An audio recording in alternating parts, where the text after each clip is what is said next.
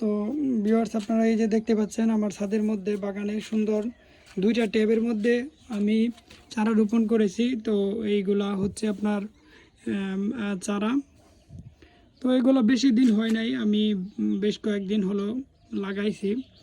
তো এগুলোতে প্রথমে আপনারা দেখেন ওই যে মাটির যে টব, এই টবের মধ্যে আপনার যে কি বলে এটাকে একটা ডাম 2 টুকরো করে কেটে পরে আর কি আপনার 2টাতে পাথরকুচি চারা লাগানো হয়েছে। এটা হচ্ছে আপনার বেশি দিন হয় নাই, এটা হবে আপনার 15 থেকে 20 দিন। আর এটা হয়তো একটু বড় হয়ে গেছে, এটা দেখতে পাচ্ছেন আপনারা।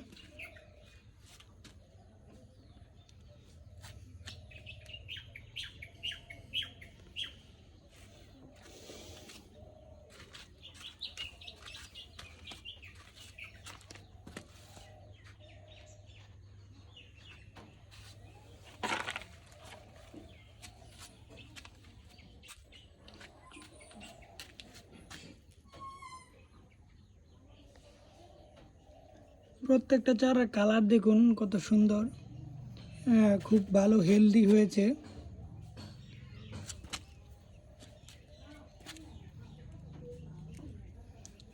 এই বারাতাগুলোর মধ্যে এই যে মধ্যে দেখেন একটা আবার এটাকে কি কাঁটা গাছ বলে।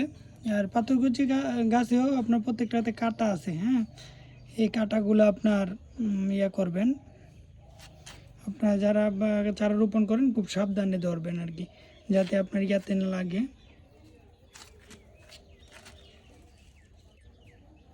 প্রথমে এটা আপনার যেটা করতে হয় এটা হচ্ছে আপনার প্রথমে আমি যে মাটি দিলাম ট্যাবের মধ্যে, মাটির সাথে আপনার কি বলে কিছুটা গোবর সার এগুলা মিশ্রিত করে পরে আমি তৈরি করেছি। হ্যাঁ, গোবর সার এগুলা তো মনে করেন এগুলা মিশ্রিত করার পরে তৈরি করেছিলাম। আর এটা হচ্ছে আপনার এই যে ইয়াটা, এটাও হচ্ছে আপনার এই বাগানের চারাটার এটা রোপণ করা হয়েছে। এটা মনে করেন এই 2টার বয়সই আপনার একটু কম বেশ হবে, 7 দিন বা 10 দিনের কম বেশ হতে পারে। একটার বয়স মনে করেন 15 দিন আর একটা বয়স 7 দিন। এই সবগুলো চারাই আপনার কিছুদিন পরে আপনার এগুলো আপনার অনেকে মুখে ব্যবহার করে, আবার অনেকে বিভিন্ন ওষুধের জন্য খাবারের জন্য ব্যবহার করে, বিভিন্ন খাওয়া যায়, বিভিন্ন রোগের ক্ষেত্রে এগুলো আপনার কাজে লাগে।